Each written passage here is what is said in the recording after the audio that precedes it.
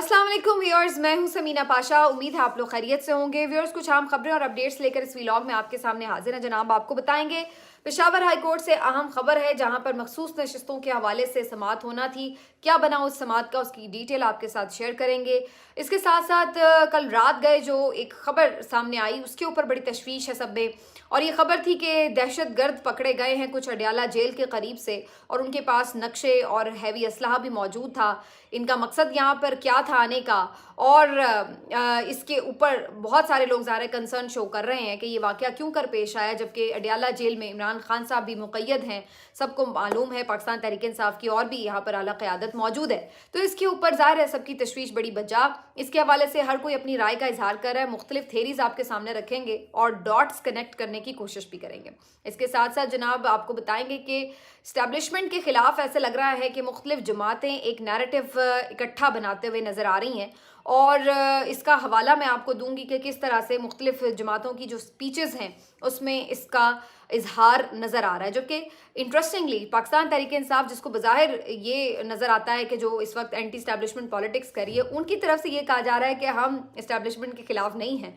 लेकिन जो दीगर छोटी जमातें हैं वो इस वक्त अलल ऐलान ये कह रही हैं कि हम एंटी इस्टेब्लिशमेंट तहरीक चलाएंगे, और वो खुली खुली बातें कर रही हैं असम्बलियों में, फ्लोर ऑफ द हाउस। तो ये क्या कहानी है, इसके ऊपर बात करेंगे इस व्लॉग में। आपसे रिक्वेस्ट है कि चैनल को सब्सक्राइब कर लें अगर अभी तक सब्सक्राइब नहीं किया। सबसे पहले जी पेशावर हाई कोर्ट की आपको डिटेल दे देते हैं। 5 रुकनी लार्जर बेंच कल के रोज बनाया गया था, और इब्तदाई तौर पर मना किया गया था स्पीकर कौमी असम्बली को कि नए अरकान की हल्फ बर्दारी नहीं होगी। मखसूस नशिस्तें जिन्हें मिली हैं जो कि PTI की नशिस्तें थीं, जो कि बाकी लोगों में बांट दी गई, तो उनके तहत जो इलेक्शन कमीशन का फैसला है, नए लोगों की हल्फ बर्दारी नहीं होगी, रोक दिया गया था।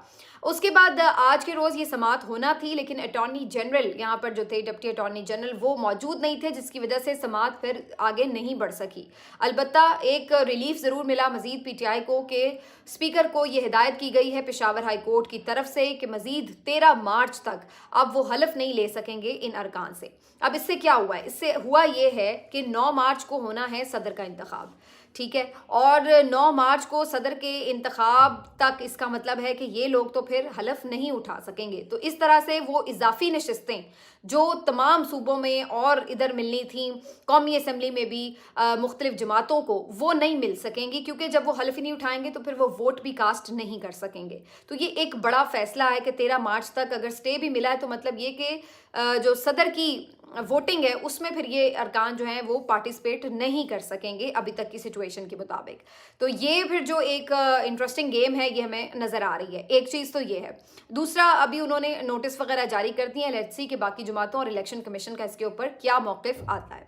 एक और पेशावर हाई कोर्ट ने एक मुख्तलिफ केस में अहम फैसला दिया है, और वो है जी कामरान बंगश समेत मुख्तलिफ जो और PTI के रहनुमा थे, इनके जो हल्के थे जहाँ से ये लोग हार गए थे, और इनका ये क्लेम है कि इन्हें भी फॉर्म 45 के तहत ये जीते हुए, 47 के तहत इन्हें हराया गया है, और उसके बाद से अभी तक इनके पास ओरिजिनल जो ECP के पास मौजूद थी तस्दीक शुदा कॉपीज़ फॉर्म 45 की, वो इन्हें प्रोवाइड नहीं की गई थी। तो अब पेशावर हाई कोर्ट की तरफ से ये उन्हें हुक्म जारी किया गया इलेक्शन कमीशन को कि इनके जो मतलूबा दस्तावेज़ात हैं वो इनको फौरी तौर पर दी जाएँ। तो अब अगर इलेक्शन कमीशन की तरफ से ये इन्हें प्रोवाइड की जाती हैं तो ये लोग इस काबिल हो सकेंगे कि ये इनको कोर्ट में जाकर चैलेंज कर सकेंगे। तो अगेन ये फिर एक हो सकता है पाकिस्तान तहरीक इंसाफ के लिए खुशाइन मामला, क्योंकि अगर ये केसेस पेशावर हाई कोर्ट में लगते हैं, इलेक्शन ट्राइब्यूनल्स जो कि पेशावर हाई कोर्ट के जजेस पर मुश्तमिल है, तो उन्हें रिलीफ मिलने का इम्कान है। क्योंकि जिस तरह से अभी तक हमने देखा है कि फॉर्म 45 में ब्लांटेंट किस्म की फॉर्जरी हुई है, तो इसको साबित करना तो कोई मुश्किल नहीं है, और इलेक्शन कमीशन इसका दिफा मुश्किल से ही कर पाएगा। तो इसलिए बज़ाहिर ये लगता है कि अगर ये केस चलते हैं तो ये पाकिस्तान तहरीक इंसाफ के लिए बड़े स्ट्रॉन्ग केसेस होंगे, और स्पेशली अगर पेशावर हाई कोर्ट के ट्राइब्यूनल्स में ये जाते हैं मामला, तो फिर उस सूरत में इनके लिए जो है वो काफ़ी वाज़े इम्कान है कि ये सीट्स इनको वापस मिल सकती हैं। तो ये 2 अहम आज की खबरें हैं जो पाकिस्तान तहरीक इंसाफ को पेशावर हाई कोर्ट से मिली हैं। अब आगे जो एक अहम खबर रात गए आई उसके ऊपर बात करना बड़ा ज़रूरी है, लेकिन इसके साथ साथ मैं ये भी आपको एडअप कर दूं कि अब लाहौर हाई कोर्ट में भी सुन्नी इत्तेहाद काउंसिल ने एक अलग से पिटिशन दायर कर दी है, और उन्होंने जो इलेक्शन कमीशन का ये फैसला है जिसमें मखसूस नशिस्तें उन्हें देने से इनकार किया गया, उस फैसले को चैलेंज कर दिया लाहौर हाई कोर्ट में भी। तो लाहौर हाई कोर्ट में भी अभी एक रिसेंटली आज ही के रोज़ तब्दीली आई है, वो ये कि जो साबिक चीफ जस्टिस थे अमीर भट्टी साहब, वो आज अपना इख्तिताम कर गए हैं टेन्योर का, और अब ज़ाहिर है नए जो चीफ जस्टिस आएंगे वो फिर आगे ड्यूटी रोस्टर वगैरह बनाएंगे, तो देखना होगा कि उनके इन केसेस के साथ क्या मामलात रहते हैं। तो सुन्नी इत्तेहाद काउंसिल ने लाहौर हाई कोर्ट में इसको अलग से चैलेंज कर दिया है, तो ये फिर अगेन हमें नज़र आ रहा है कि मामला जो है कोर्ट्स में अभी चलेगा। और अगर कोई इंटरम किस्म का भी मिल जाता है ऑर्डर ऐसा कि फिल वक्त वो नशिस्तें नहीं दी जाती, तो तब भी पीटीआई को उसके ऊपर काफ़ी रिलीफ मिल सकता है। उसकी वजह यह है कि फिर आगे सेनेट का भी इंतखाब होना है अप्रैल में, और जाहिर है ये सब जो इलेक्टोरल कॉलेज है उसमें ये तमाम मेंबर्स एक एक मेंबर काउंट होता है, तो उस सूरत में फिर पीटीआई के लिए बड़ा इंपॉर्टेंट है कि उस अप्रैल के इंतखाब से पहले पहले मार्च के अंदर अंदर वो अपनी मखसूस नशिस्तें हासिल करने में कामयाब होती है या नहीं, तो ये बड़ा इंपॉर्टेंट है। इसके अलावा इंट्रा पार्टी इलेक्शन का जो पूरा आज रिजल्ट था वो भी इलेक्शन कमीशन में पीटीआई ने जमा करा दिया है, और अब उनका मानना तो ये है कि जी हमने बिल्कुल सुप्रीम कोर्ट और इलेक्शन कमीशन के फैसले की रोशनी में ये इंट्रा पार्टी इलेक्शन कराए हैं, एंड होपफुली ये एक्सेप्टेबल हों। लेकिन अभी खबर ये आ चुकी है, इससे पहले ही कल की खबर है बल्कि ये, कि अकबर एस बाबर ने पहले ही से इन इंतखाबात को भी चैलेंज कर दिया है। तो ये अब इनकी जो है छीना झपटी और ये जो अदालती चक्कर हैं, ये मेरा ख्याल है कि अभी थोड़ा सा प्रोलॉन्ग करने वाले हैं। तो ये हो गए जी इनके अदालती मामलात के हवाले से। अब आ जाते हैं जी अडयाला जेल। अडयाला जेल से दो अहम खबरें हैं। कल एक ये खबर आ रही थी कि इमरान खान साहब जो हैं उनकी आंख में इन्फेक्शन है और उनकी दांत का भी कुछ इशू चल रहा है, जो कि पहले भी खबर आई थी कि उन्हें डेंटिस्ट की ज़रूरत थी। उन्होंने खुद भी जज साहब से इस बारे में बात की थी, लेकिन उनको वो मेडिकल फैसिलिटी प्रोवाइड नहीं की जा रही है जो कि वो चाह रहे हैं, और उनको इनकी आंख तो किसी को भी नहीं, जो अभी तक उनके वकला बता रहे, नहीं दिखाई गई किसी भी स्पेशलिस्ट डॉक्टर को। और उनका ये कहना है कि जिसके लिए स्पेशलिस्ट डॉक्टर जो है खान साहब जिन पे इतमाद रखते हैं वही जो है वो आकर चेकअप करें, ना कि जेल के डॉक्टर्स। और यूं भी ज़ाहिर है ये बड़ा सीरियस मैटर है आँख का भी और दांत का भी। तो अब देखना ये है कि इसके ऊपर उन्हें क्या फैसिलिटी मिलती है। मुझे अल्टीमेटली लग रहा है कि इसके लिए फिर से इन्हें कोई अलग से पिटिशन करके इधर कोई दरख्वास्त जो है वो करनी पड़ेगी, अदरवाइज तो खुद से तो कोई इस तरह से उन्हें फैसिलिटेट नहीं किया जा रहा। तो अगेन ये एक आपको चीज़ शो होती है कि किस तरह से जो बाकी ये प्रिजनर्स रहे हैं सियासी रहनुमा, इनको बिल्कुल चंद हफ्तों के बाद ही हॉस्पिटल्स में शिफ्ट कर दिया जाता था, और कितनी इनके जो मालिजीन थे इन तक रसाई कितनी आसानी से इन्हें प्रोवाइड कर दी जाती थी। हत्ता कि नवाज शरीफ साहब को तो बैरून मुल्क ही रवाना कर दिया गया था मुबैना बीमारी के ऊपर। लेकिन यहाँ सूरत हाल ये है कि खान साहब अगरचे अभी तक बिल्कुल माशाल्लाह ठीक है, उन्हें कोई प्रॉब्लम तो नहीं हुई है सच, लेकिन अगर कोई छोटी मोटी उन्हें किसी किस्म की जिसको कहते हैं कि एक फ़िज़िकल चेकअप की ज़रूरत है, या कोई छोटा मोटा जो रूटीन में वैसे ही कभी किसी को भी प्रॉब्लम हो सकता है, तो उसके लिए भी उन्हें हर चीज़ को अदालत से अलग से इजाज़त लेकर और स्पेशलाइज तरीके से ही उसको जो है वो हासिल करने में वो बेचारे उस सहूलत को भी कामयाब होते हैं। तो ये वाली सूरत हाल हमें एक वाज़े अभी तक नज़र आ रही है। अब आ जाते हैं जी कि कल रात क्या वाक़या पेश आया। कल रात जी पुलिस की तरफ से ये रिपोर्ट किया गया है, पिंडी पुलिस की तरफ से, कि 3 दहशतगर्दों को पकड़ा गया है, और उनके मज़ीद भी साथी हो सकते हैं। और ये कि उनके पास जो था वो अडयाला जेल का नक्शा भी था, उनके पास हैंड ग्रेनेड थे, उनके पास भारी असलहा था, और ये सब जो थे दहशतगर्दी की एक अज़ाइम के साथ ही इस तरफ आ रहे थे। पुलिस का ये बताना है कि ये अफगानिस्तान क्रॉस करके बॉर्डर और यहाँ पर पहुँचे, और फिर इन्हें यहाँ पर गिरफ्तार कर लिया गया और इस तरह से बड़ी तबाही से बचा लिया गया। वैसे तो मैंने एक फुटेज भी सर्कुलेट होती देखी है, लेकिन उसके बारे में कंफर्म नहीं है। मेरा ख्याल है कि वो कोई, अभी मुझे नहीं लगता है कि वो मुसद्दिका कोई फुटेज है।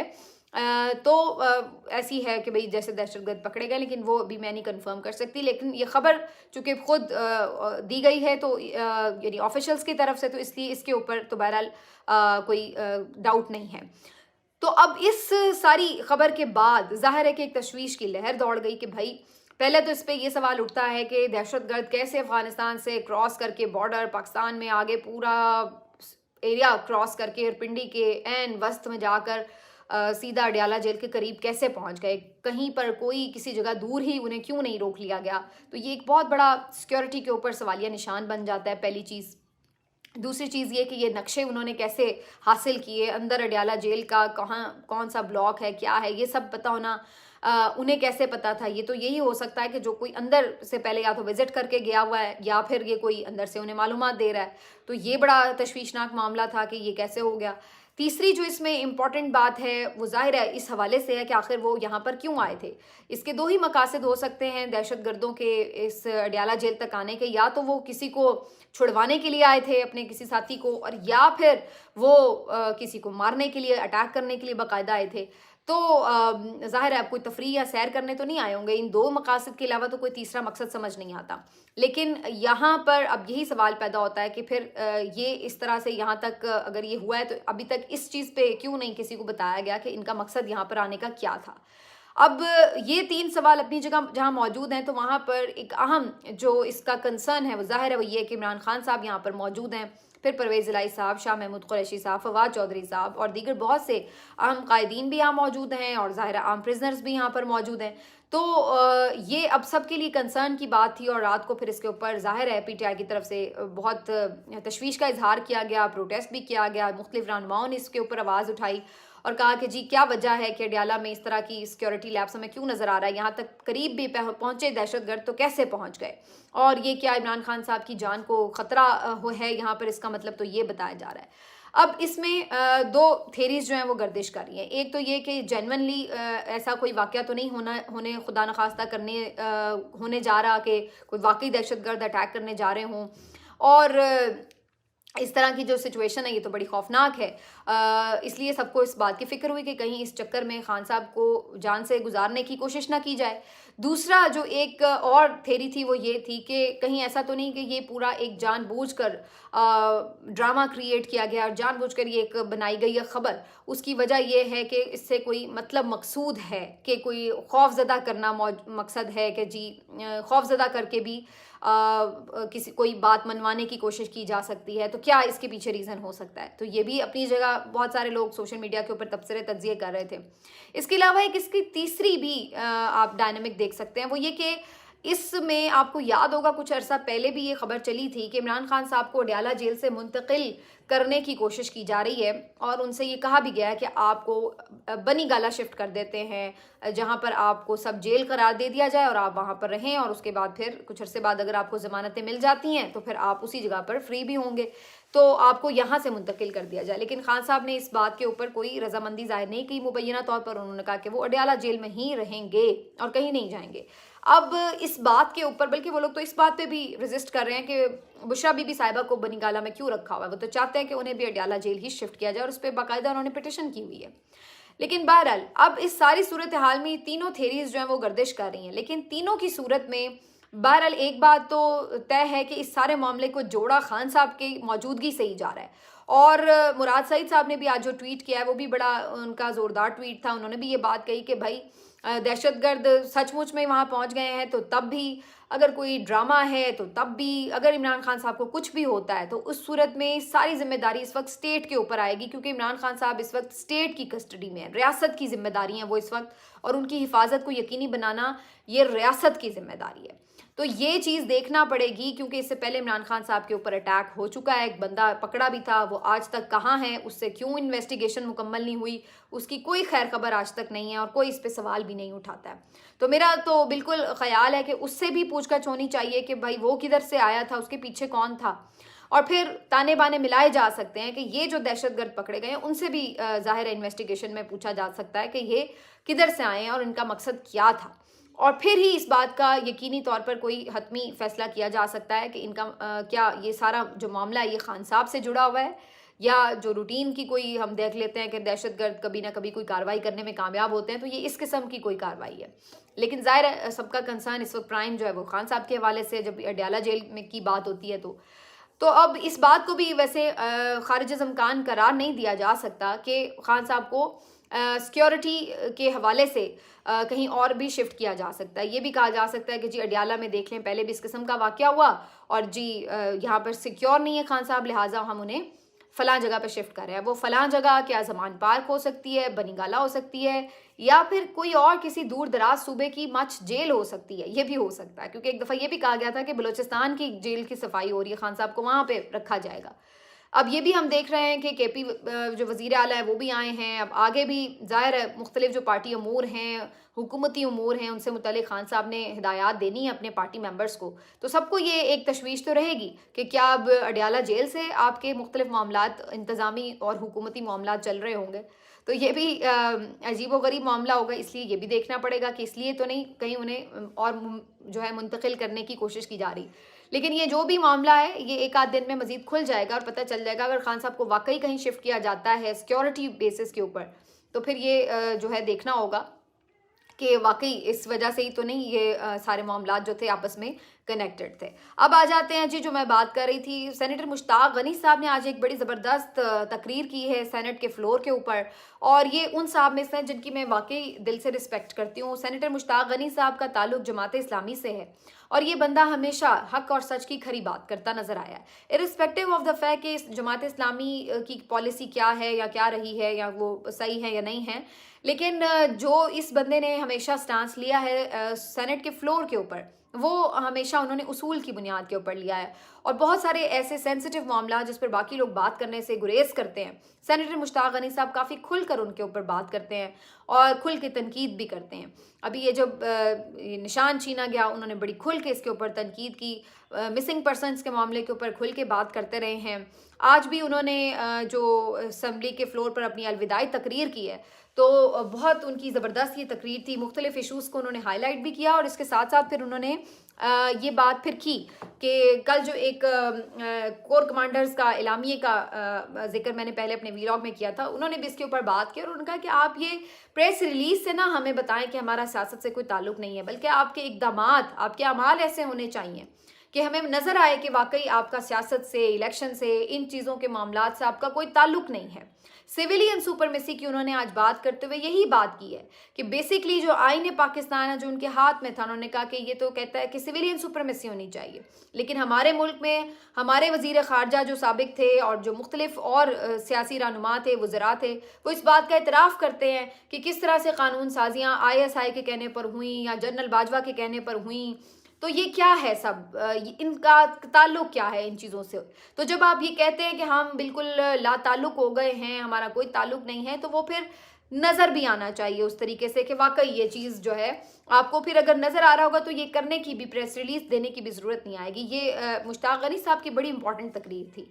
तो एक तरफ हम ये देख रहे हैं कि उन्होंने इतनी खुल के बात की। कल JUIF के सरबराह मौलाना फजल रहमान साहब ने बड़ी खुल के बात की। उन्होंने कहा हम रमज़ान के बाद एक एंटी इस्टेब्लिशमेंट तहरीक चलाएंगे और वो बुनियादी तौर पर इस मकसद के लिए होगी कि जनाब ये फ़ैसले जो हैं इस तरह से नहीं होंगे और आपको अवाम को जो है ऑन बोर्ड लेना होगा। ये फ़ैसले खुद से तयशुदा बंद कमरों में नहीं होंगे। तो अब वो भी यही कमोबेश ज़बान बोलते हुए नज़र आ रहे हैं। ANP को अगर आप सुने तो इमल वली खान साहब की जो प्रेस कॉन्फ्रेंस थी, वो भी इन लोगों से कोई मुख्तलिफ प्रेस कॉन्फ्रेंस नहीं थी। तो आपको अब नज़र आ रहा है कि ये जो मुख्तलिफ छोटी जमातें हैं, महमूद खान अचकज़ई ने जो उस दिन बात की थी वो आपके सामने है, अख्तर मेंगल साहब ने जो गुफ्तगू की वो आपके सामने है। तो ये तमाम जो मुख्तलिफ छोटी जमातें हैं वो इस वक्त हमें सेम पेज पर नजर आ रही हैं कि एंटी इस्टेब्लिशमेंट उनका एक स्टांस जो है वो हमें दिखाई दे रहा है। दूसरी तरफ इमरान खान साहब ने कल की गुफ्तगू में ये ज़रूर कहा अडयाला जेल में कि हम तो इस्टेब्लिशमेंट से नहीं लड़ना चाहते, हमारी क्या लड़ाई है, हम तो कहते हैं हमारे इदारे हैं, तो हमारी तो कोई लड़ाई नहीं है। और उन्होंने कहा हाँ अलबत्ता धांधली के खिलाफ हम बात ज़रूर करेंगे, और वो तो ज़ाहिर है फ़ौज के खिलाफ तो नहीं है, वो तो हम धांधली के खिलाफ बात कर रहे हैं। तो जिसका काम था इलेक्शन कराना, उसने क्यों इलेक्शन ठीक नहीं कराया, तो उस पर तो हम बात करेंगे, ये हमारा हक है, ये फ़ौज के खिलाफ थोड़ी ना है हमारा एहतजाज। तो खान साहब जो हैं वो बड़ी करीब से यॉर्कर फेंक के जो है वो गुजर गए हैं। लेकिन दूसरी तरफ ये जमातें जो हैं ये खुलकर सामने आई हैं। तो ये एक इंटरेस्टिंग हमें अब एक हैपनिंग नज़र आ रही है कि एक तरफ पाकिस्तान तहरीक इंसाफ ये तहरीक लीड करने जा रही है, तो दूसरी तरफ ये छोटी जमातें जो हैं ये भी इस पर आवाज़ उठा रही हैं। मौलाना साहब भी कह रहे हैं कि हम सड़कों पर आएंगे, लेकिन उन्होंने ये कहा कि हम PTI के साथ मिलकर तहरीक नहीं चलाएंगे, हम अलग से चलाएंगे। तो अब देखना यह है कि आफ्टर रमज़ान ये जो लोग मुख्तलिफ सड़कों पर आएंगे, इधर से PTI होगी, JUIF होगी और इधर से ये छोटी जमातें जो हैं ये भी आवाज़ उठा रही होंगी, तो ये सारी चीज़ें जो हैं ये कितना दबाव बढ़ता है इसके ऊपर बड़ी इंटरेस्टिंगली सिचुएशन जो है वो हमें देखनी होगी आने वाले दिनों में। ये वो टाइम होगा कि जब हम देख रहे होंगे कि हुकूमत के लिए बड़े अहम फैसले लेने हैं उन्होंने, और IMF से डील चल रही होगी बातचीत, और ये सख्त किस्म के फैसले आपको इकॉनमी के लिए लेने होंगे। तो ऐसे में ये जमातें जो ऑलरेडी अगर सड़कों पर होंगी तो इस नौमौलूद ज़बरदस्ती की जो हुकूमत है फॉर्म 47 वाली, इसके ऊपर खासा प्रेशर बढ़ता हुआ आने वाले दिनों में नज़र आ रहा है। तो लेट्स सी जी, अदालतों का किरदार इसमें बहुत अहम होगा, और अगले चंद जो हफ्ते हैं उसमें अदालतें जो फैसले देंगी उससे भी काफ़ी हद तक पता चलेगा कि ये लड़ाई आगे बढ़ने जा रही है या फिर इसको कोई सॉर्ट आउट करने के लिए भी कुछ सोच रहा है। इसके ऊपर हमारी बात जारी रहेगी इंशाल्लाह। आगे भी अपना ख्याल रखिए। अल्लाह हाफिज़।